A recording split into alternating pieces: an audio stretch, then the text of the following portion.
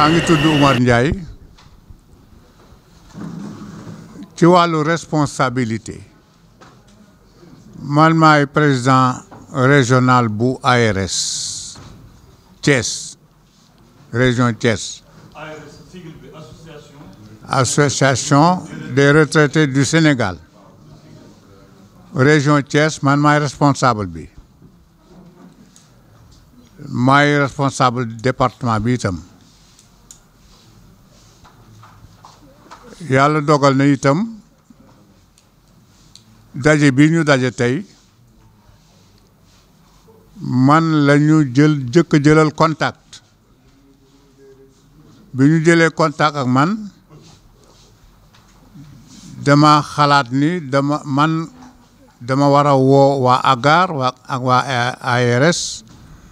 ñu rencontré délégation bi jóge woon Dakar muy groupe de veille bi loolu ñu def ko bi ñu ko defee ba noppi loolu mooy résultat wu réunion tey bi ñu dajeeg ñoom dañ leen wax ni nañu ñu expliquer ñoom lii seen yitte bi nag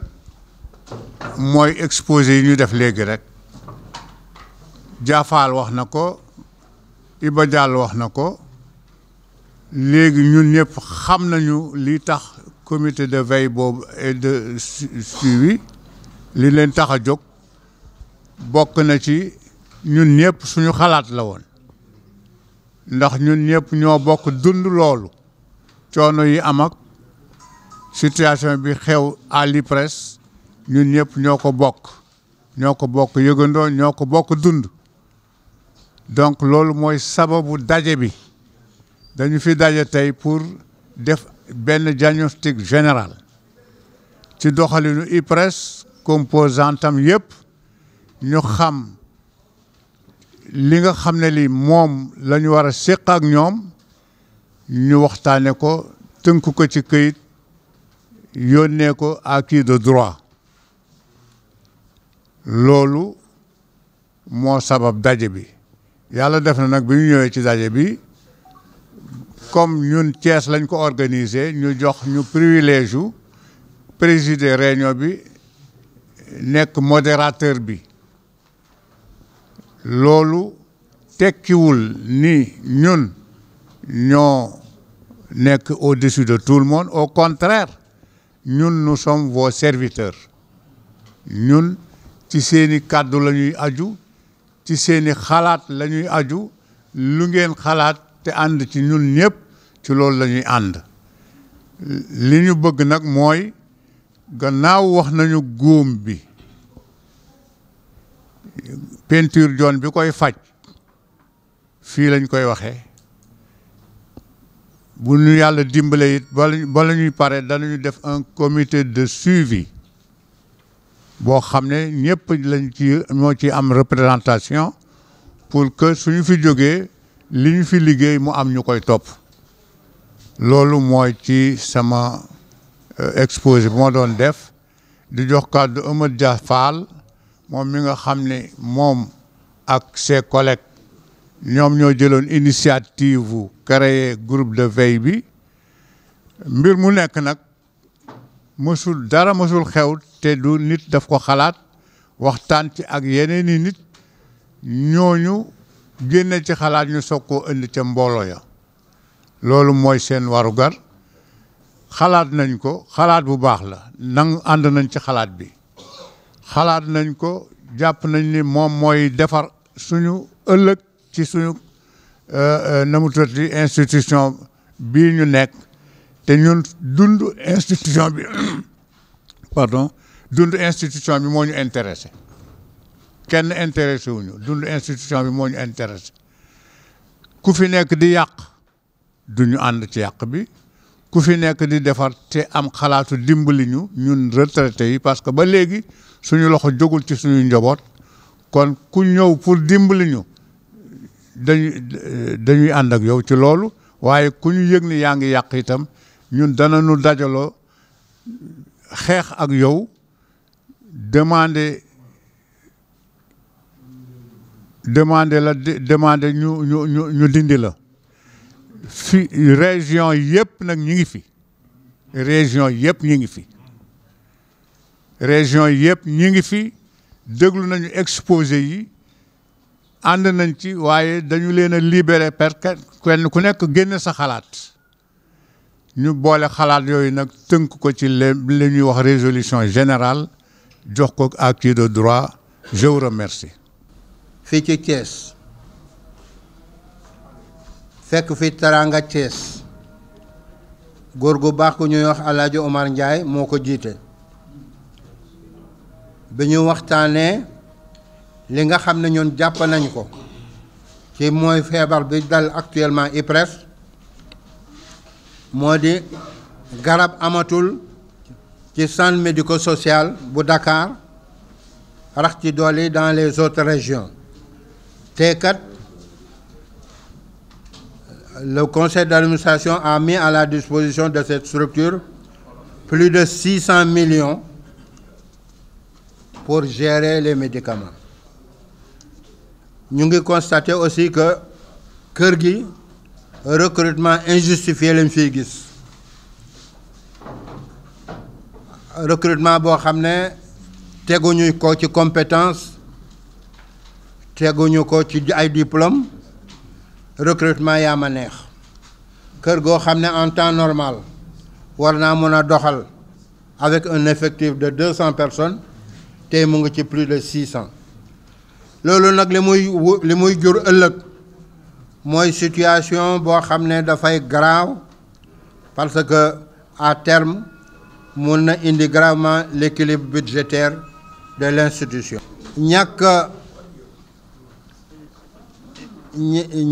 ñàkk gis-gis ak ñàkk autorité bi nga xam ne constaté nañ ko tey ci IPRES yombalal na yàqute bu rëy rëy boo xam ne détournement la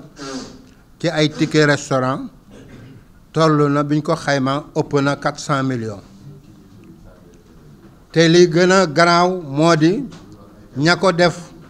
ba fii may wax ak yéen kenn tegu leen dara waaye loolu yëpp Mamadou Sy Mbengue def na tooxi doone boo xam ne kenn xamul na mu toll mooy te wane na ne bëgg-bëggam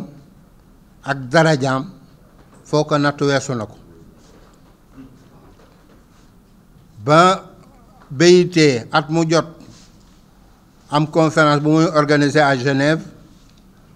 suñu benn kuréel bu ñuy wax CIPRES muy conférence interafricaine de prévoyance sociale di ko fekke mu tombeek aussi jamono joo xam ne ñu ngi soog a nommé ministre de travail bu bees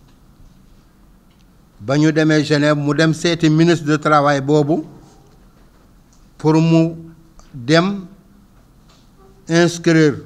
ordre du jour yi assemblée générale yi CIPRES que ñu retirer autonomie de gestion bu IPRES loola dafa xamul luy autonomie de gestion de l'IPRES ak nu ñu def ba am ko parce que jamono jay suñuy nijaay yi suñu mag ñu baax ñu tedd ñi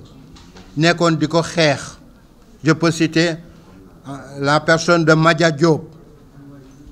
ba ñu am autonomie de gestion boobu xale bii ñuy wax Mamadou Sy Mbengue juddoogul yàlla nag def ci sutura mu tombeek période boo xam ne Mamadou Racine Sy mu nga woon Genève information bi ba mu ko jotee la jóg soldaalam ut ay nitam dem fekk ji ministre du travail waxtaan ak moom wan ko ne lii du am tey du am suba mun na indi sax problème bu garaaw parce que même su ko la CIPRES accepté woon ce ne sera jamais accepté au Sénégal parce que liggéeykat yi ñoo ko dut nangu lii daal en un mot la ñu bëggoon a tënk nekk le comité de veille moo indi ndaje bi moo woote gis yàqu-yàqu bi nekk IPRES mu ñëw exposé kooku ci ay mbokkam ay retraités ne ñoom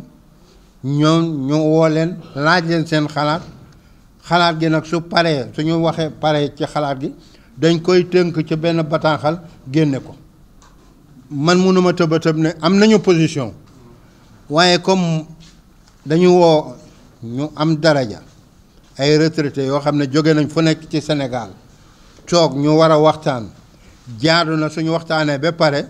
ñu créer un comité de rédaction d'une résolution ñu tënk xalaat yëpp génneel leen ko. Je ne sais pas comment je vais répondre, mais ce qui est sûr, dans le contenu de notre résolution, vous trouverez votre réponse. Dans le contenu de la résolution qu'on va arrêter tout à l'heure, votre réponse y sera. Depuis ce matin, on est en salle, on est en train de travailler. Mais l'idée première qui sort des différentes déclarations, c'est le départ immédiat de Mamadou Sy Mbengue. léegi di liggéey région yëpp a ngi fi waxtaan nañu suñu biir résolution bi nag génnagul mais suñu jàppee ci déclaration camarades yi fi wax yëpp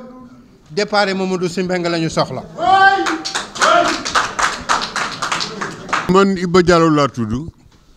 maay secrétaire général national bu association des retraités du Sénégal. ñun ba ñu retraité ak léegi mi ngi toll ci ay ñaar fukki at ak nangam mais fu ñu toll ñoo ngi gis yoo xam ni wax dëgg fa yàlla du yoon retraité yi dañ leen considéré comme ñoo xam ni fu ñu toll rek dañ leen war a dimbali ba ñu ko ñu dimbali mais ndimbal nag ci fekk loxol borom. alors ñu seet ni également IPRES li ñu wax naan liy raam ci ñag bi la jëm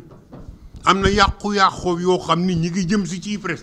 te bu excès suñu loraange lay doon loraange IPRES lay doon te nun IPRES rek la ñu am bu dundee ñu ànd ak moom dund bu dee yóbbaale ñu laaxira kon du ñu seetaan mu dee ba tax na bu ñu gisee loo xam ne lu ko yàq la lu jëm si ci moom dinañ leen ko wax leen fi ñuy jaar ba faj ko bu ñu gisee lu suñu bëgg-bëgg ñu en tant que retraité dinañ leen wax ni defal leen ñu nii defal ñun nii defal loolu ñu ni wala kat nangam ak nangam.